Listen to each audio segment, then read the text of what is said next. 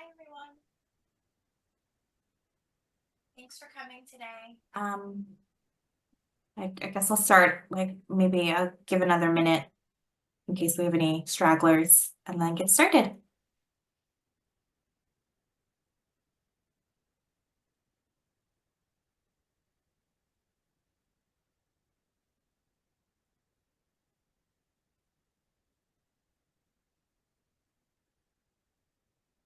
It's probably raining where everyone else is too, but I have a roof that's very loud in the rain, so I'm sorry if you hear a lot of pitter-pattering. It's just the rain. Great,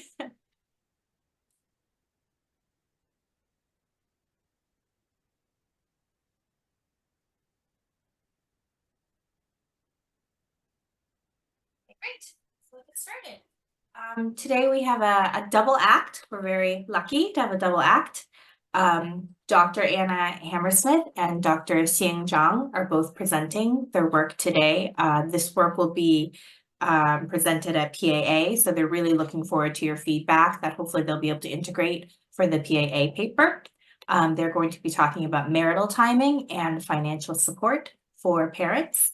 Dr. Anna Hammersmith is an associate professor of sociology in the College of Liberal Arts and Sciences at Grand Valley State University. She did her PhD in sociology at Bowling Green State University, and her interests are in intergenerational relationships over the life course, health and well-being, late life relationship formation and dissolution, and quantitative methodologies.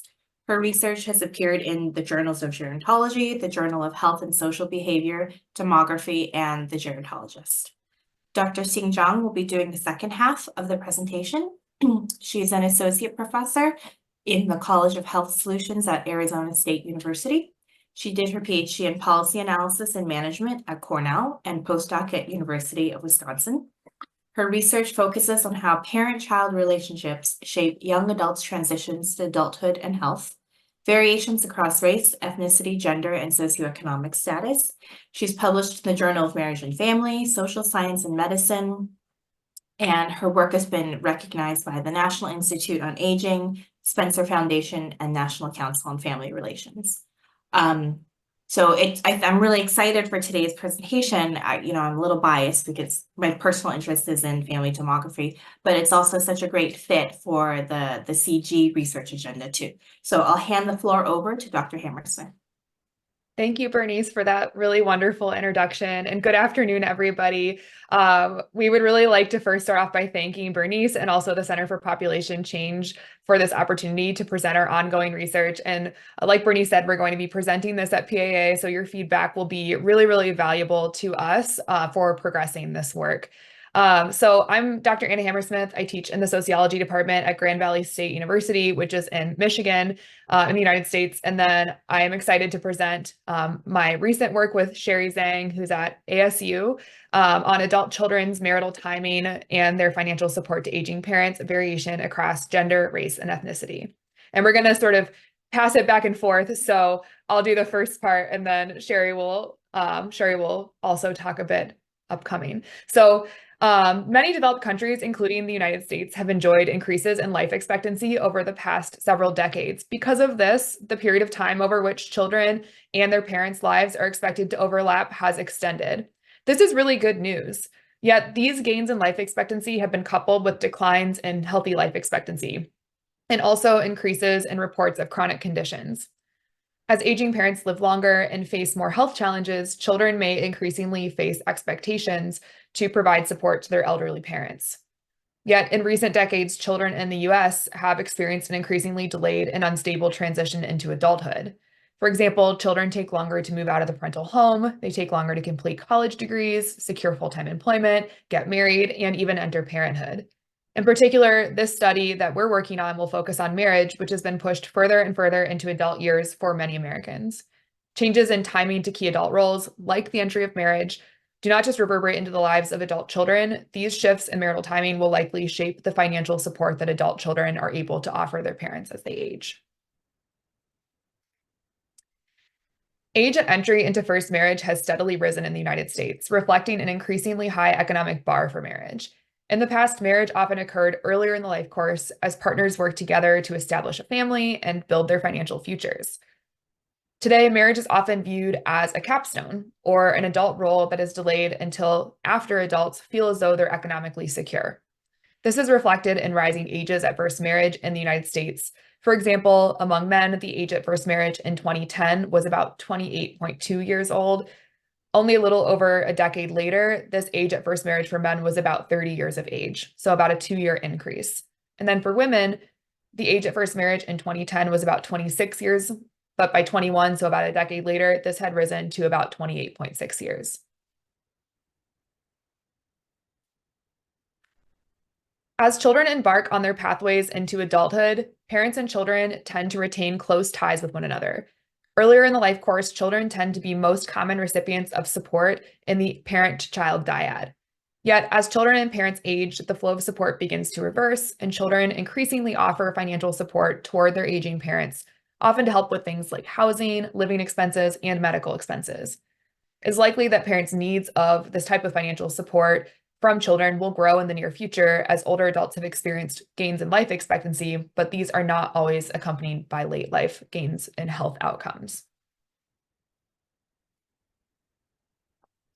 So for our project, we are using a life course perspective framework as it's a useful lens for us to better understand how upward transfers of support may vary over time. In particular, we focus on the key tenet of linked lives, or how parents and children remain connected from birth to death, as well as timing, which focuses on societal expectations for achieving markers of adulthood like marriage. So to dive into both of these concepts, first we'll cover linked lives. So one key part of life course perspectives is this idea of linked lives, or the way in which family members, and in this case, we're focusing on parents and their children, are connected over their entire lives. Although parents and children maintain consistent connections with one another, these relationships can often fluctuate over time, depending on the needs and circumstances of both dyads. As parents grow older, they may increasingly rely on children for support. Yet, entry into adult roles like marriage may create competing demands on an adult child's resources. In fact, marriage is sometimes viewed as a type of greedy institution in which the spouse occupies substantial time, emotional, and financial resources. This means that adult children who get married may have fewer of those resources to offer their aging parents. Yet today, as circumstances change and marriage is increasingly delayed, as adult children strive to reach an economic bar prior to marriage, these unprecedented changes in age at first marriage may reshape those upward transfers of support from adult child to their aging parent. So another key aspect of life course perspective is timing. So these unprecedented changes in age at first marriage may lead to our second key tenet used in our study, which is that idea of timing. And timing can be interpreted as specific expectations of when life events should happen, including markers of adulthood.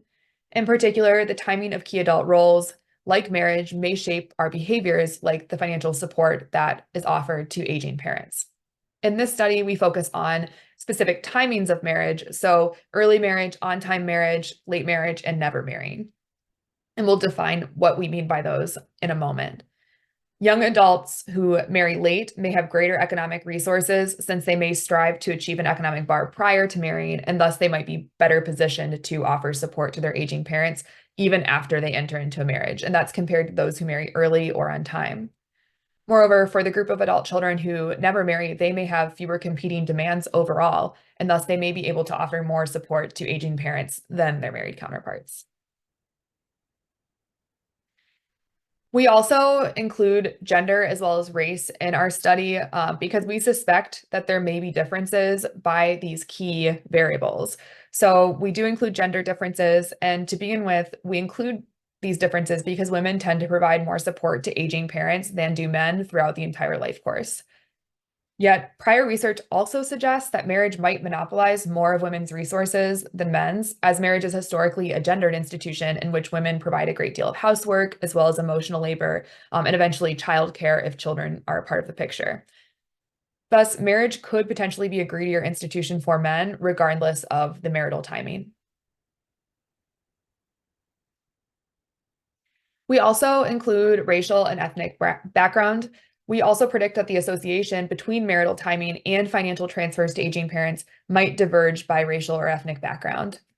In this study, we compare white Americans relative to ethnic minority families, and that category in our data set includes Black, Hispanic, and Asian Americans.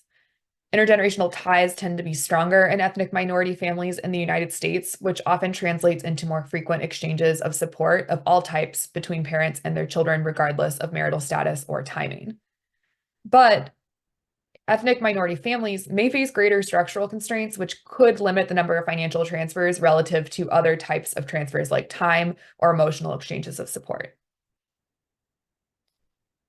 Okay, so we have a couple of guiding predictions for our study. We have 3 predictions overall, and our first prediction has a couple of parts, so I'll just present these one at a time.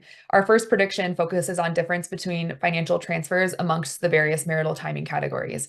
We expect that upward exchanges of support will vary depending on the adult child's timing of their entry into marriage.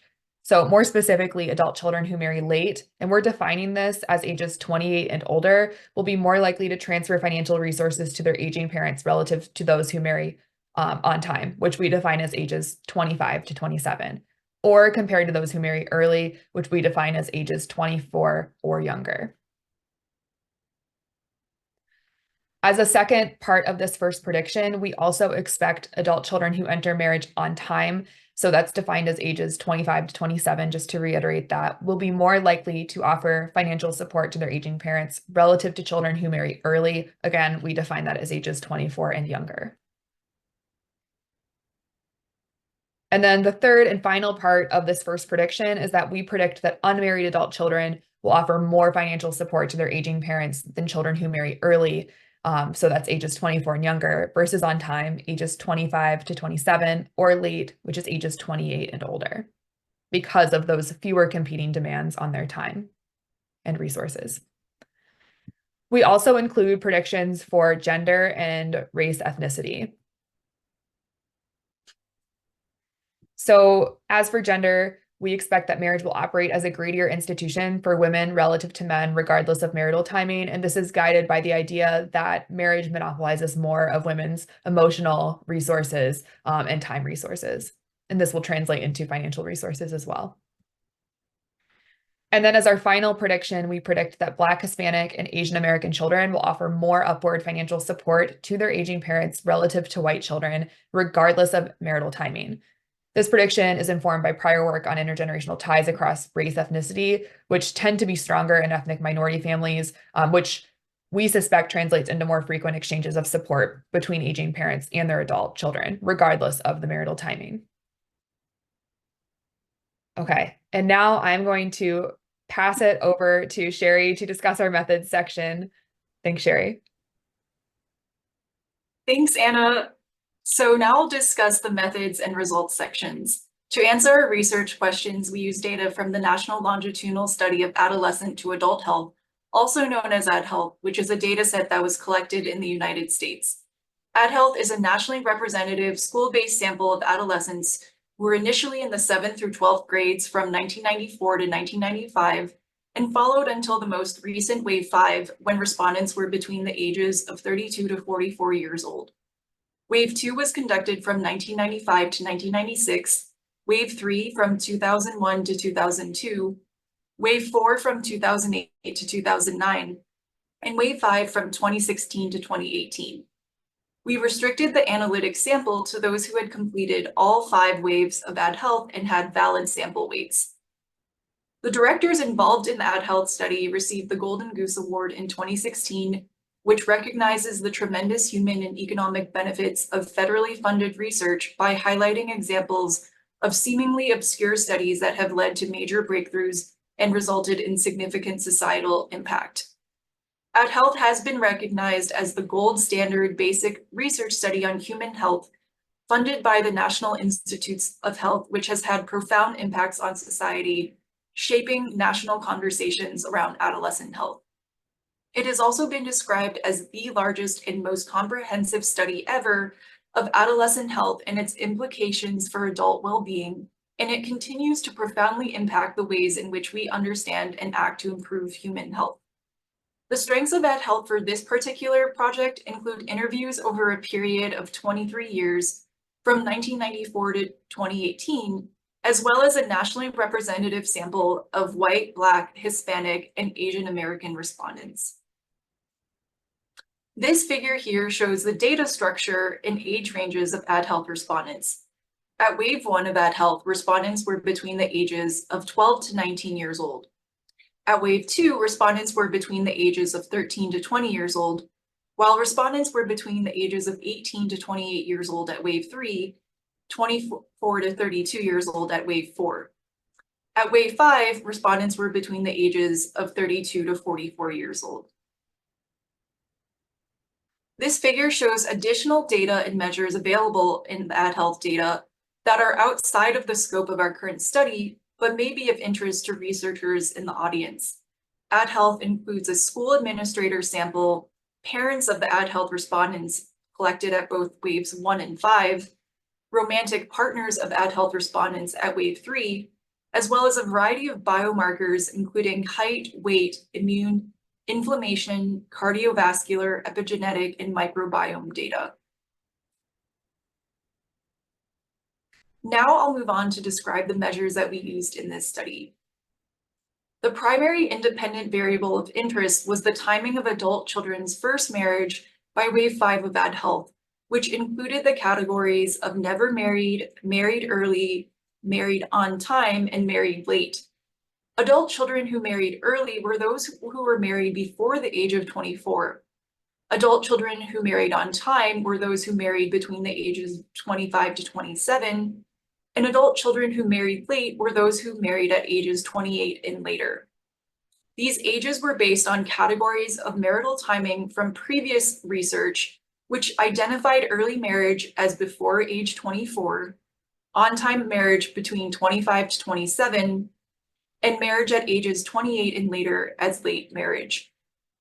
The timing of marriage was derived from the ages of first marriage from waves 1, 2, 3, 4, and 5 of AdHealth, based on information from the year respondents were first married and the year that respondents were born.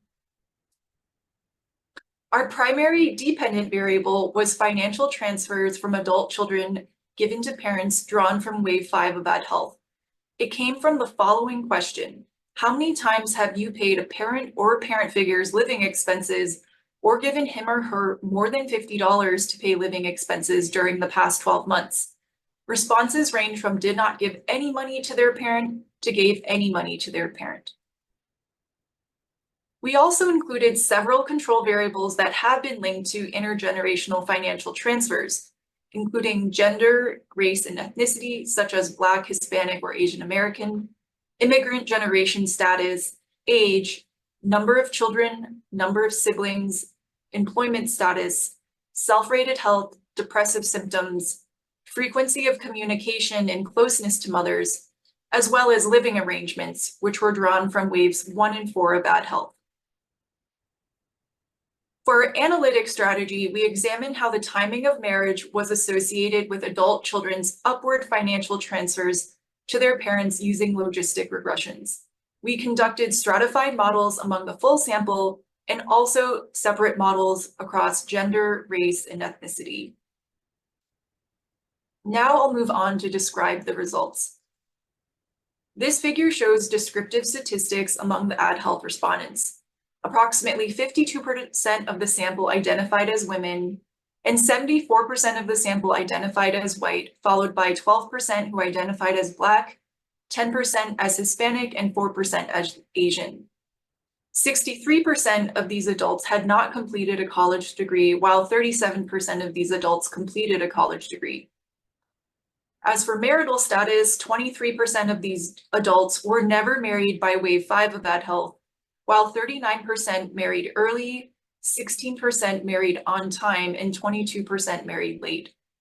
And the average age of these respondents by wave 5 of AdHealth was 37 years old. This figure shows the proportion of women who were in the full sample, those who had never married, married early, married on time, and married late. As was shown in the previous slide, 52% of the sample identified as women.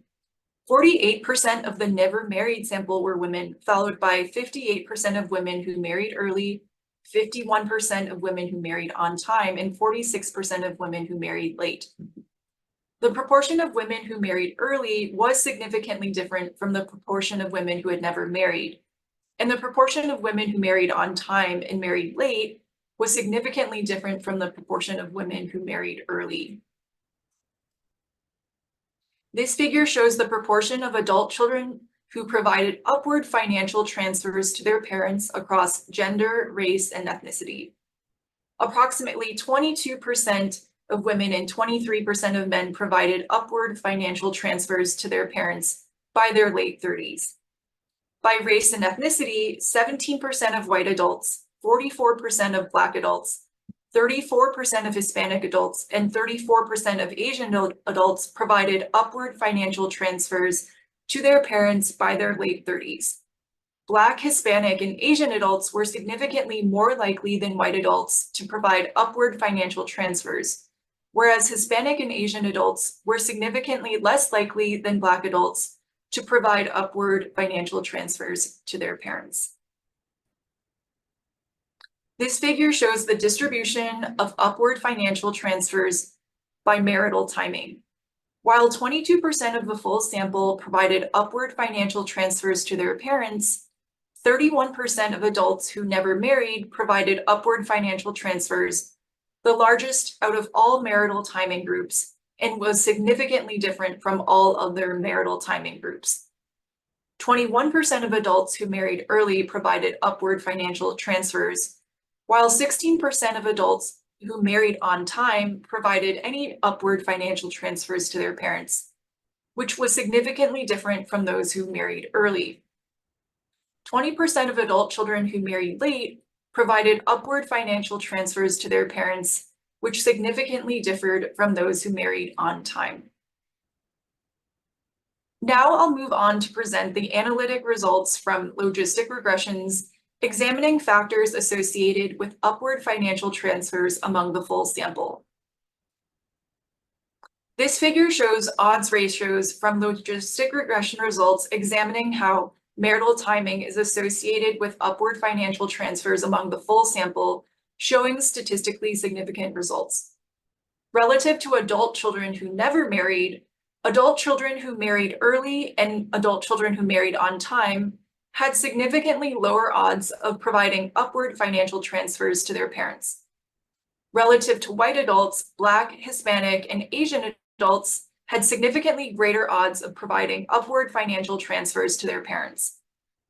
We also conducted additional analyses changing the marital timing reference categories. Relative to adult children who had married early, adult children who married on time were significantly less likely to give upward financial transfers to their adult children. And relative to adult children who married on time, adult children who never married, married early, and married late were significantly more likely to provide upward financial transfers to their parents. And last, relative to adult children who married late, only adult children who married on time were significantly less likely to provide upward financial transfers to their parents. This figure shows covariates that were associated with upward financial transfers among the full sample. Factors linked to greater odds of providing upward financial transfers included being foreign-born, having a greater number of children, a greater number of siblings, increased depressive symptoms, as well as greater maternal frequency of communication and greater maternal closeness. Now I'll show results of factors associated with upward financial transfers among women. This figure shows odds ratios from logistic regression results examining how marital timing is associated with upward financial transfers among women, showing statistically significant results. Relative to women who had never married, women who married early, on time, and late had significantly lower odds of providing upward financial transfers to their parents. When changing the reference categories of marital timing, relative to women who had married early, women who married on time, women who married late, and those who never married were significantly more likely to provide upward financial transfers to their parents. Relative to white women, Black, Hispanic, and Asian women had significantly greater odds of providing upward financial transfers to their parents. Women who completed a college degree had lower odds of providing upward financial transfers relative to women who had not completed a college degree, and women who had greater depressive symptoms were more likely to provide upward financial transfers to their parents. Now I'll show results of factors associated with upward financial transfers among men. This figure shows odds ratios from logistic regression results examining how marital timing is associated with upward financial transfers among men, showing statistically significant results. Relative to men who had never married, men who married on time had significantly lower odds of providing upward financial transfers to their parents. Relative to white men, Black and Asian men had significantly greater odds of providing upward financial transfers to their parents. Men who were foreign-born also had greater odds of providing upward financial transfers relative to men who were born in the United States. Men who completed college had lower odds of providing upward financial transfers relative to men who did not complete college, and men who had greater depressive symptoms were more likely to provide upward financial transfers to their parents. We also conducted additional analyses changing the marital timing reference categories. And we found that relative to men who had married early and men who married late, only men who married on time were significantly less likely to provide upward financial transfers to their parents.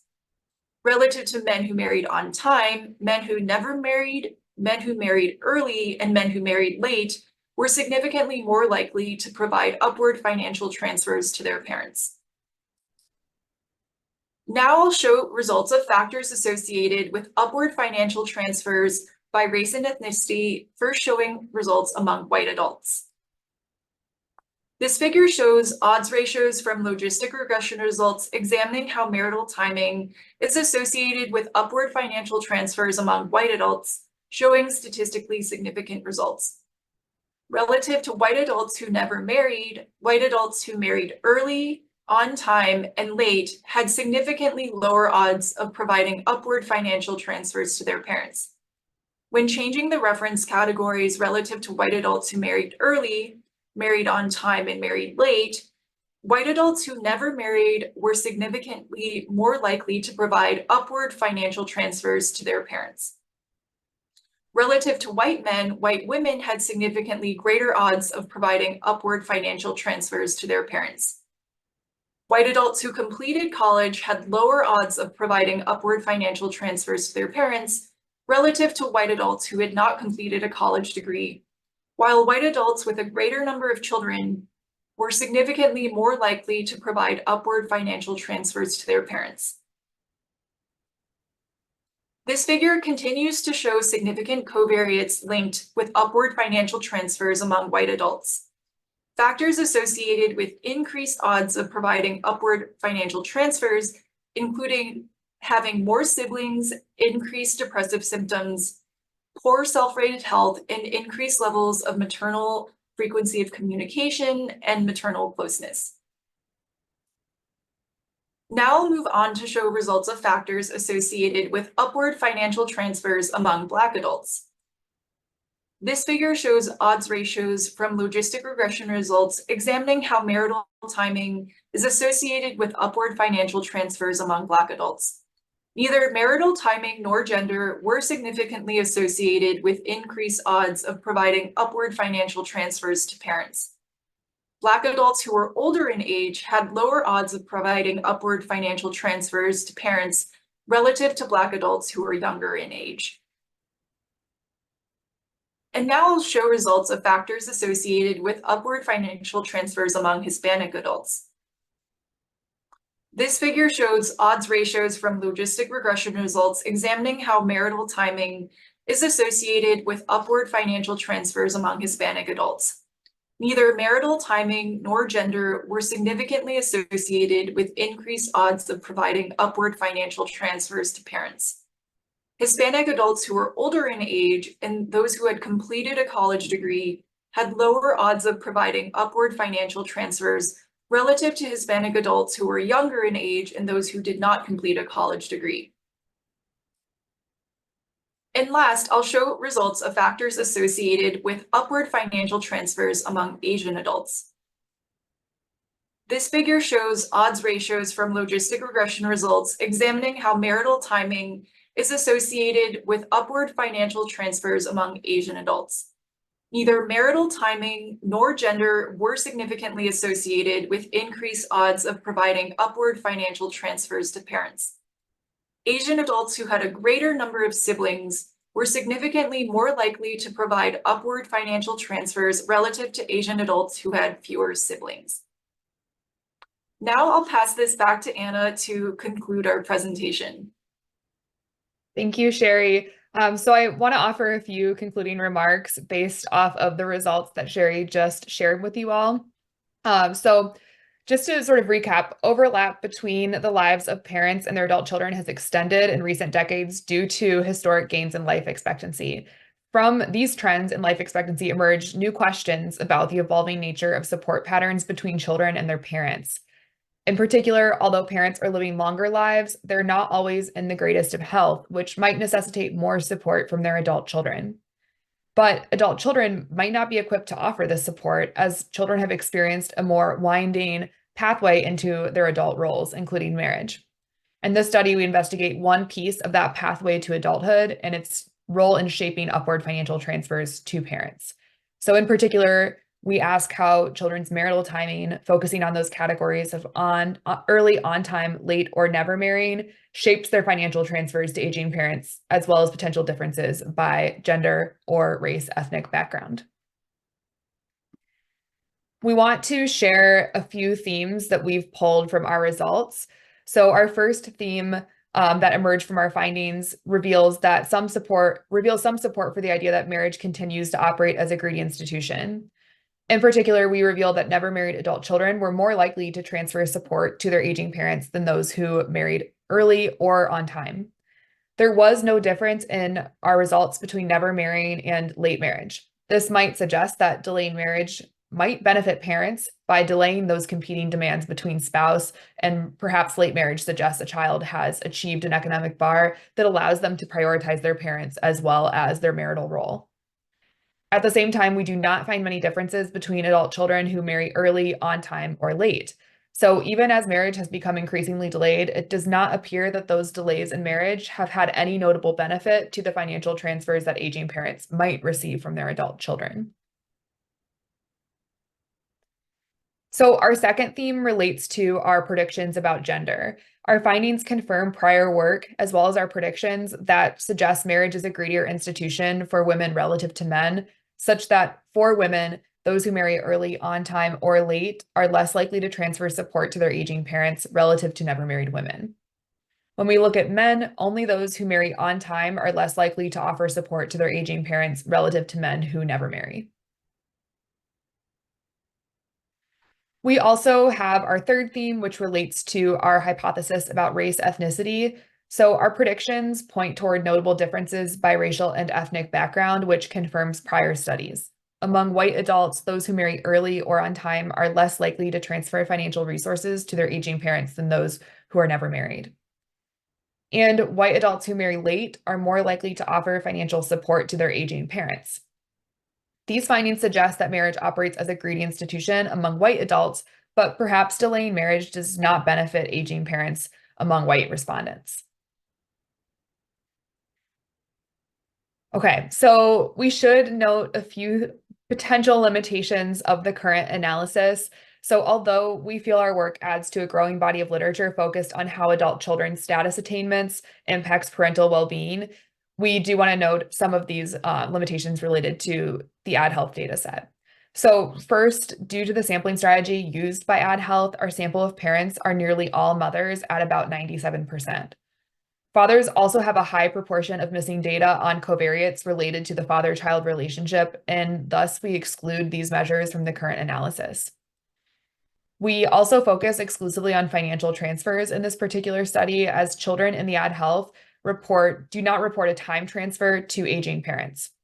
Also, the financial transfer measure does not gauge a specific amount that the child has given to their parent, which obscures the magnitude of support that's offered to the aging parent.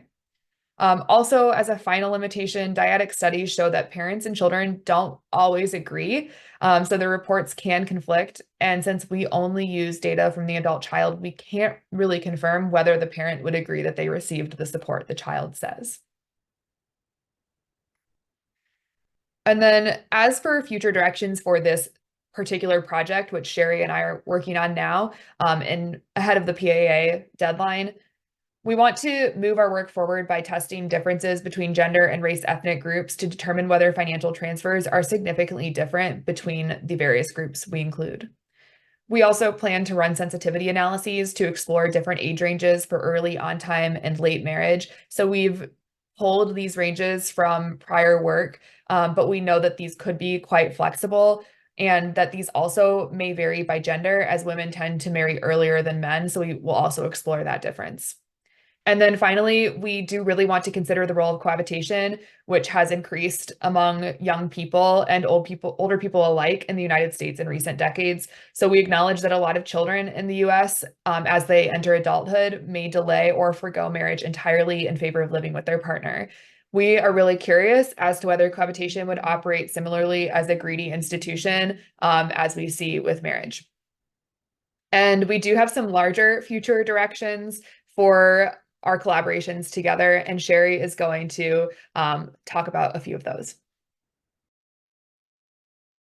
Thanks so much, Anna. So now I'll conclude our presentation by describing our future research in this area of mother-child relationships. Our future research aims to understand the timing, risk factors, and mechanisms of multimorbidity among aging mothers and their midlife children in the United States, using data from both AdHealth and the AdHealth Parent Study. This figure provides an overview of our future research project. We're particularly interested in examining multimorbidity, or the prevalence of at least 2 chronic diseases. Multimorbidity has been linked to premature death, declined physical functioning, and increases of healthcare expenditures of $1.1 trillion US dollars, lost time at work, and the decreased ability to accumulate financial assets for retirement. Over the last decade in the United States, 63% of aging mothers and 33% of their midlife children have experienced coinciding increases in multimorbidity across the top 10 causes of death in the US, including cancer, hypertension, heart diseases, chronic lung conditions, diabetes, depression, and anxiety. The prevalence of multimorbidity is significantly greater among women than men and has led to accelerated declines in life expectancy among women. Despite this, women live longer than men, and they're more likely to be single during their older years and report closer relationships to their children relative to fathers. These overarching population trends suggest that there is greater overlap in the lives of aging mothers and their midlife children, as well as greater potential needs of mothers relative to fathers. Multimorbidity also disproportionately impacts Black, Hispanic, and Hispanic adults, as well as those with less than a college degree, underscoring the importance of identifying risk factors and the intergenerational transmission of multimorbidity across race, ethnicity, and socioeconomic status. Our future research includes the following aims. The first aim is to determine the magnitude, timing, key risk factors, and mechanisms of multimorbidity across socioeconomic status among aging mothers. The second aim is to identify the magnitude, timing, key risk factors, and mechanisms that help explain variation in multimorbidity across socioeconomic status, race, ethnicity, and gender among midlife children. And the third aim is to evaluate the degree of intergenerational transmission of multimorbidity, as well as key risk factors on mental health among aging mother and midlife child dyads. The innovative nature of this future project is the ability to use dyadic data from both AdHealth children and their mothers in the AdHealth Parent Study. This figure shows the structure of the dyadic data. The AdHealth Parent Study is a study of the parents of the AdHealth respondents, which were typically mothers, as Anna had mentioned before in the limitations, who were originally interviewed at wave 1 from 1994 to 1995. And 2,244 of these parents were followed 20 years later from 2015 to 2017. The AdHealth Parent Study focuses on the health and well-being of aging parents, including family relationships and economic capacities. With that, we'd like to thank you for listening to our presentation, and we look forward to answering your questions and comments. Thank you.